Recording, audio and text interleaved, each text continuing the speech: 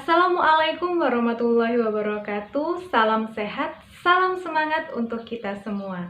Berjumpa lagi dengan saya di perkuliahan online kebijakan dan sistem kesehatan. Pada kesempatan kali ini saya akan membahas tentang pengambilan keputusan.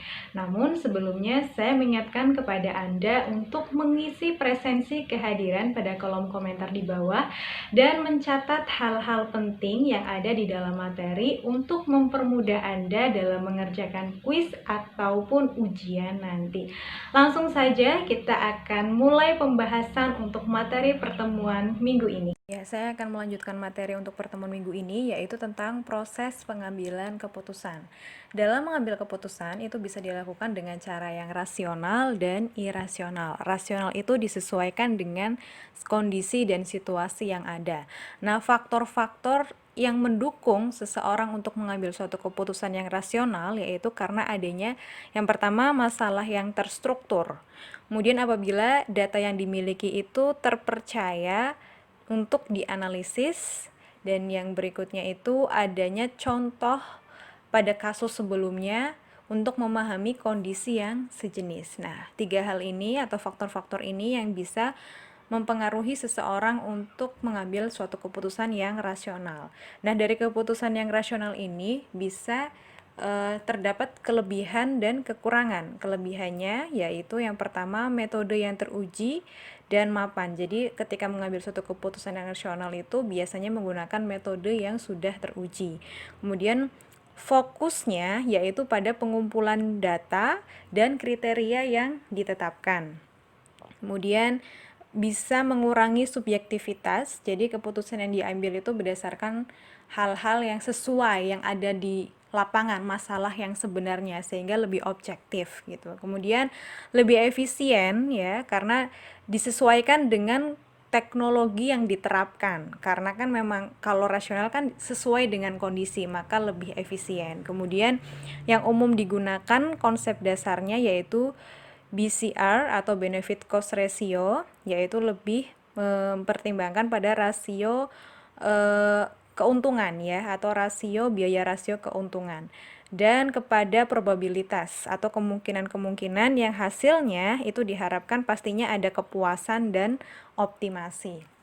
Nah, kekurangan dalam pengambilan keputusan rasional yang pertama yaitu diasumsikan sudah ada pengetahuan yang akan dihasilkan. Jadi diasumsikan atau kita tuh sudah istilahnya udah mengharapkan bahwa nanti akan ada pengetahuan yang dihasilkan dari keputusan yang dibuat. Kemudian model linier dan tidak dinamis, mengikuti langkah-langkah keterkaitan. Jadi modelnya itu sifatnya tuh lebih ke sudah terarah gitu ya, jadi tidak berubah-ubah. Kemudian dimunculkan sebagai objektif, namun pengambilan keputusan oleh siapapun membutuhkan justifikasi pribadi. Jadi tidak bebas dari nilai karena membutuhkan penilaian dari masing-masing orang. Oke, berikutnya pengambilan keputusan dan manajer. Jadi proses pengambilan keputusan ini erat kaitannya dengan manajer, karena manajer itu merupakan seseorang yang memiliki wewenang untuk mengambil keputusan ya. Sebagaimana sudah pernah dibahas di pertemuan sebelumnya, manajemen adalah suatu proses untuk mencapai tujuan organisasi melalui pemanfaatan sumber daya yang dimiliki. Nah, sumber daya ini ada sumber daya manusia, ada dana, energi, material, ruang, dan waktu. Ini termasuk dalam input ya. Kemudian sumber daya yang dimaksud dipahami sebagai input dan hasil yang dicapai untuk memenuhi tujuan disebut dengan output dari proses manajemen.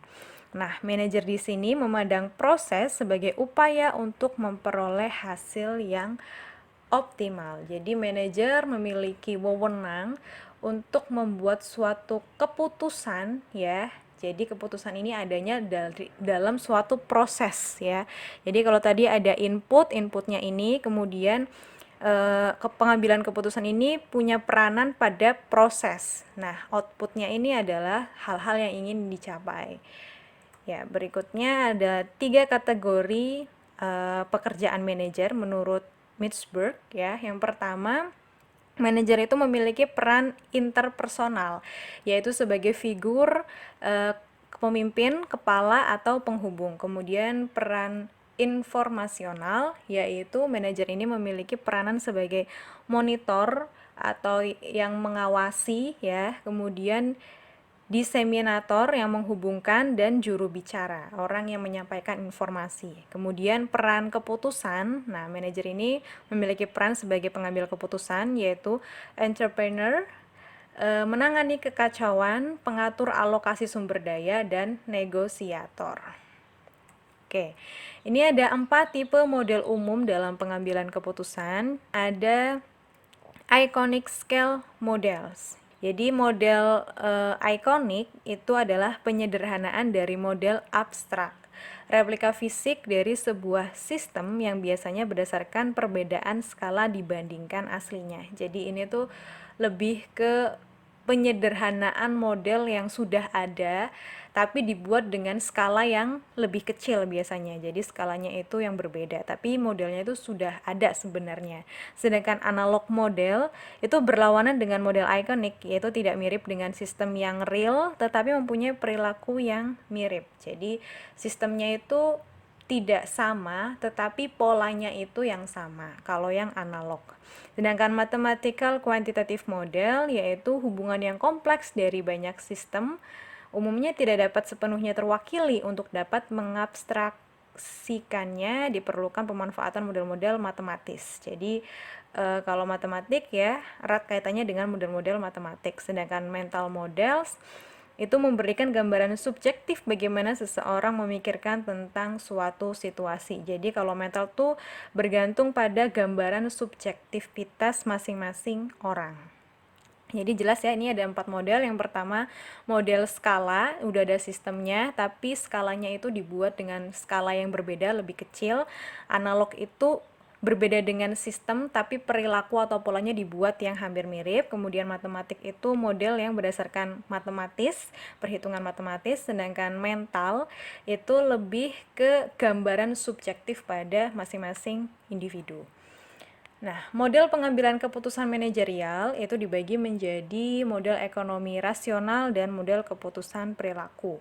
Kalau yang ekonomi rasional itu lebih mengarah pada kerangka perspektif bagaimana suatu keputusan diambil dengan asumsi bahwa pengambil keputusan memiliki informasi akurat yang lengkap. Sedangkan keputusan perilaku atau behavioral decision yaitu model keputusan perilaku memahami adanya keterbatasan manusia yang membuat keputusan rasional sulit untuk dicapai. Jadi kalau ekonomi rasional itu lebih ke informasi akurat yang lengkap, sedangkan keputusan perilaku itu lebih mengarah ke dia lebih rasional ya, ke keterbatasan manusia, adanya keterbatasan manusia sehingga keputusan rasional itu sulit untuk dicapai. Ya, berikutnya ada proses pengambilan keputusan, di mana proses pengambilan keputusan itu bisa dilakukan awalnya dengan yang pertama harus menemukan masalah. Jadi ketika mengambil keputusan pastinya sebelumnya itu backgroundnya adalah karena ada suatu masalah. Kita harus benar-benar mengetahui atau memahami masalah yang sebenarnya terjadi itu apa ya. Kemudian kita bisa membedakan antara masalah dengan isu. Isu itu adalah sesuatu yang sedang diperbincangkan, tapi belum tentu isu itu adalah suatu masalah. Sedangkan masalah itu adalah sesuatu ketimpangan ya. Kita sudah bahas di pertemuan sebelumnya, adanya kesenjangan antara yang diharapkan dengan yang menjadi kenyataan. Gitu. Kemudian pemecahan masalah. Jadi setelah sudah menemukan masalah, tahap berikutnya adalah mencari solusi atau alternatif pemecahan masalah. Pada tahap ini di mana masalah yang sudah ada, sudah jelas, kemudian diselesaikan. Nah, langkah-langkah yang diambil dalam proses pemecahan masalah yaitu kita mengidentifikasi alternatif-alternatif untuk memecahkan masalah. Jadi kita harus bisa memiliki berbagai macam alternatif solusi, tidak hanya satu ya.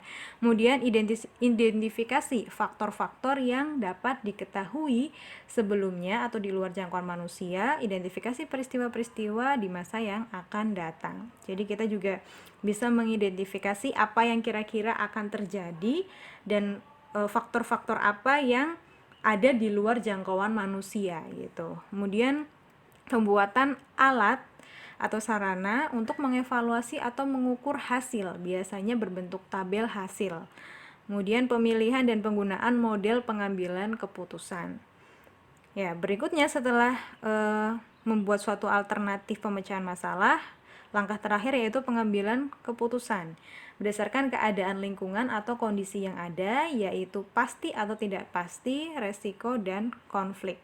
Jadi saat pengambilan keputusan itu mempertimbangkan kondisi-kondisi yang ada ya, seperti kondisi lingkungannya, segala macam resikonya, dan permasalahan yang terjadi. Ya, ini adalah model dalam perilaku pengambilan keputusan ya, model behavioral decision model, yaitu satu konsep yang penting untuk dipahami dalam proses pengambilan keputusan. Jadi dalam pengambilan keputusan tuh biasanya ada beberapa hal yang dipertimbangkan. Yang pertama adalah bounded rationality, yaitu rasionalitas keterbatasan ya. Jadi dia itu lebih mengenal keterbatasan manusia oleh adanya pembatasan organisasional seperti waktu, informasi, sumber daya, dan juga kapasitas mentalnya. Jadi dalam mempertimbangkan keputusan, dia itu mempertimbangkan unsur-unsur keterbatasan yang dimiliki. Kemudian ada satisfying, atau ini adalah kepuasan ya, yaitu suatu pencarian sampai dengan tingkat memuaskan dan tidak perlu sampai sempurna atau optimal. Jadi ketika mengambil keputusan tuh kita harus membuat sesuatu tuh benar-benar yang memuaskan gitu ya, sampai benar-benar pada tahapan yang sesuai dengan yang kita harapkan, tetapi tidak perlu sampai sempurna atau optimal. Kemudian mempertimbangkan intuisi, yaitu analisis yang tidak berdasarkan pengalaman yang lalu. Jadi lebih ke bukan berdasarkan pengalaman, tapi lebih ke intuisi, itu lebih ke feelingnya kita gitu. Kemudian escalation of commitment, kecenderungan untuk menambah komitmen dari aksi hasil keputusan sebelum seperti yang diharapkan jika seseorang pemimpin jika mengikuti proses pengambilan keputusan yang efektif. Ya, ini adalah hal-hal yang penting yang perlu dipahami dalam pengambilan keputusan. Ada unsur rasionalitas keterbatasan, ya, mempertimbangkan keterbatasan yang dimiliki, kemudian kepuasan, hal-hal yang ingin dicapai, kemudian intuisi dari masing-masing pengambil keputusan, dan ini adalah penambahan komitmen. Ya, berikutnya ini ada hambatan dalam membuat keputusan, di mana ketika kekuatan bertemu dengan ego itu bisa menjadi sebuah kelemahan ya. Contohnya seperti ketika percaya diri bertemu dengan ego, itu maka seseorang itu bisa menjadi merasa tidak bersalah atau sense of infallibility. Kemudian kecepatan ketemu dengan ego, maka orang tersebut bisa over hastiness, yaitu terlalu terburu-buru. Keputusan yang diambil itu bisa terlalu terburu-buru. Kemudian apabila sharp-wit atau bijak bertemu dengan ego, maka akan bisa terjadi observance atau pembawaan yang kasar. Kemudian determination ketemu dengan ego bisa menjadi inflexibility, ya, tidak fleksibel. Kemudian dedication ketemu dengan ego bisa menjadi workaholism, atau yang kerjanya tuh benar-benar bekerja penuh gitu ya, sampai tidak memperhitungkan hal-hal yang sifatnya pribadi. Kemudian komitmen bertemu dengan ego bisa menjadi intolerance, jadi tidak bertoleransi. Kemudian tekun bertemu dengan ego itu bisa menjadi orang yang kaku atau resistant to change, dia tidak mau berubah. Kemudian persuasif bertemu dengan ego maka bisa menjadi manipulasi. Ya, berikut ini ada strategi umum dalam pengambilan keputusan. Ya, yang pertama bisa karena spontanitas, yaitu opsi pertama yang muncul dalam benak pikiran tanpa menghiraukan adanya pilihan alternatif lainnya. Jadi dalam mengambil keputusan tuh bisa karena langsung gitu ya, pas terfikirkan satu hal yang pertama, akhirnya keputusan itulah yang diambil, spontanitas. Kemudian patuh, dia mengambil keputusan berdasarkan mengikuti aturan atau tata nilai yang ada. Kemudian penundaan, ketika diminta untuk mengambil keputusan, dia menunda-nunda terlebih dahulu memikirkannya sampai ada alternatif keputusan yang akan diambil. Kemudian menyulitkan, terakumulasi banyak informasi sehingga membingungkan dalam menganalisis opsi. Jadi dalam mengambil keputusan itu dia mengambil banyak informasi yang akhirnya jadi menyulitkan dia untuk mengambil keputusan. Kemudian intensi, yaitu memilih opsi yang dapat memuaskan secara intelektual maupun emosional sekaligus. Kemudian berdasarkan hasrat. Hasrat ini adalah memilih opsi yang memungkinkan untuk mencapai hasil terbaik walaupun akan berhadapan dengan resiko. Ya, menghindar, memilih opsi yang sebisa mungkin terhindar dari hasil yang buruk. Kemudian keamanan, memilih opsi yang kemungkinan cukup berhasil, hanya membebani sedikit orang dan diarahkan untuk pilihan yang sedikit beresiko. Jadi pengennya yang aman-aman saja. Sintesis, memilih opsi yang memiliki peluang terbaik untuk berhasil dan paling disukai. Yaitu adalah strategi-strategi dalam pengambilan keputusan.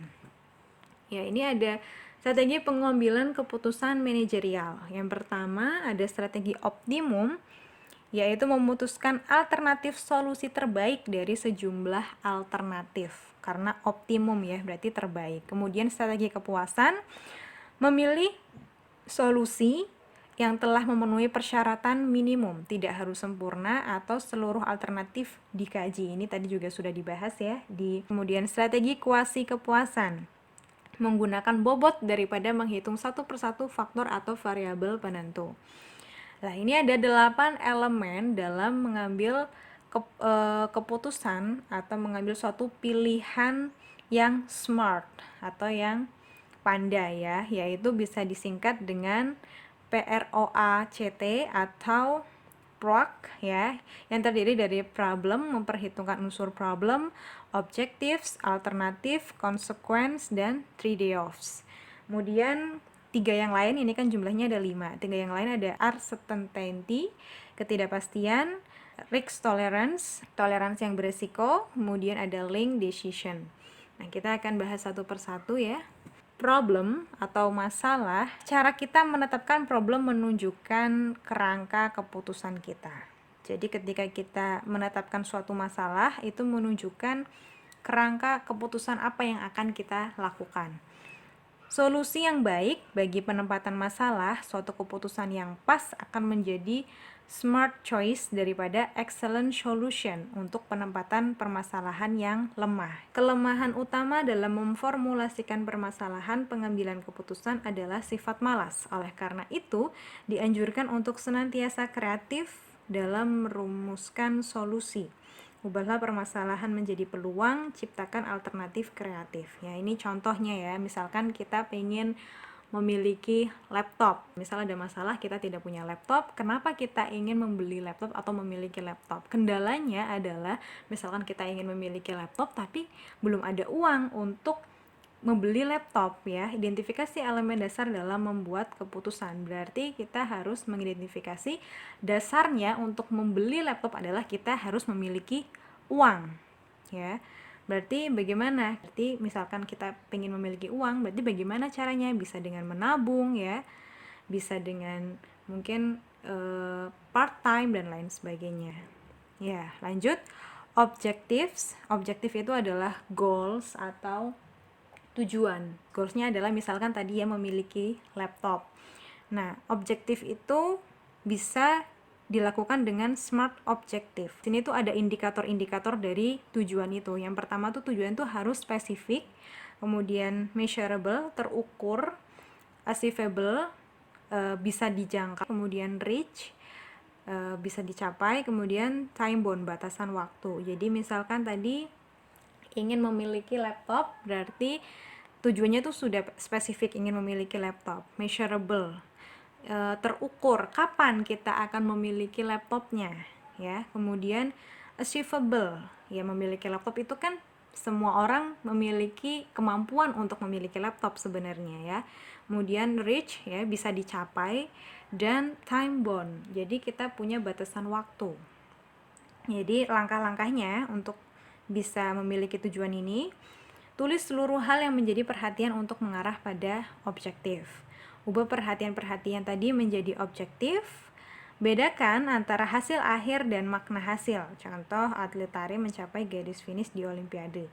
Klarifikasi makna tadi menjadi objektif, dan uji apakah objektif tadi masih tercakup dalam perhatian-perhatian di atas. Ya, ini ada alternatif berikutnya. Jadi dari problem, objektif, kemudian alternatif. Alternatif itu merupakan suatu solusi ya yang ditawarkan. Kunci memperoleh alternatif yang baik. Yang pertama, memanfaatkan rumusan objektif, tanyakan bagaimana mencapainya. Jadi misalkan kita pengen punya laptop, berarti bagaimana sih cara-cara apa saja yang bisa dilakukan untuk memiliki laptop ya. Misalkan harus menabung, mungkin harus part time ya, dan lain sebagainya. Kemudian kaji kemungkinan hambatan-hambatan. Oh, misalkan kalau part time berarti hambatannya di sisi lain juga ada kuliah, itu hambatan-hambatan yang dihadapi. Tumbuhkan aspirasi.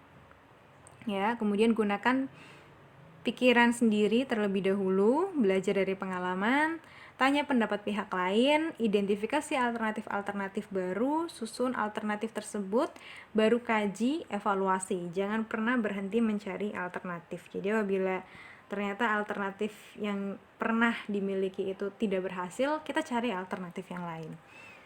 Kemudian konsekuensi. Konsekuensi itu adalah kira-kira apa yang akan terjadi di masa yang akan datang ya. Jadi dampak apa yang bisa kita dapatkan dari keputusan yang diambil.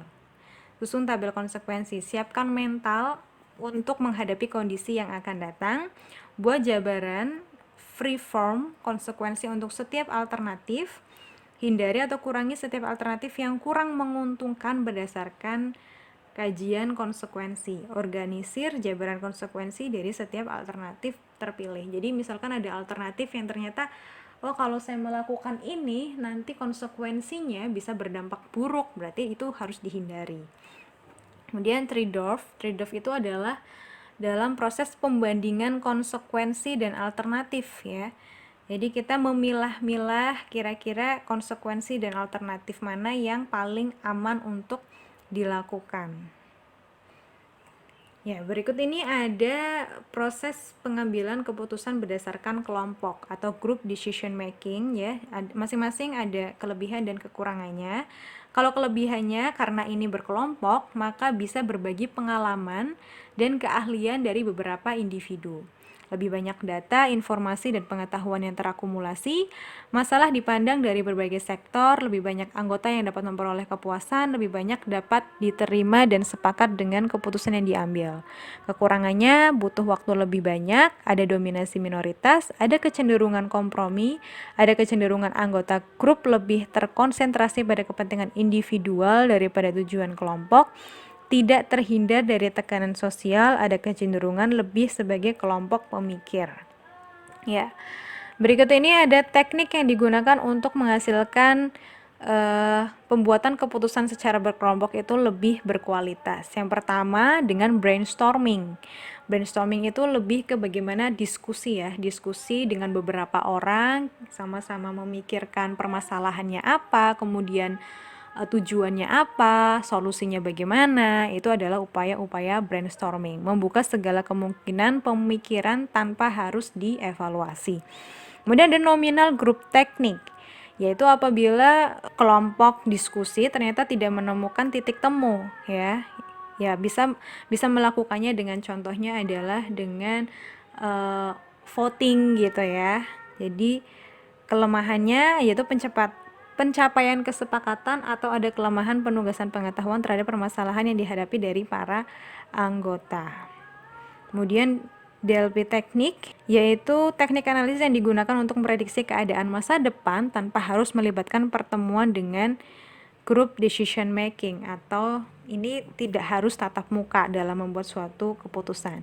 Kemudian Delphi's advocacy approach, seseorang atau sekelompok orang yang diutus untuk mengkritisi rumusan tindakan dan mengidentifikasi permasalahan yang perlu menjadi perhatian sebelum adanya keputusan final.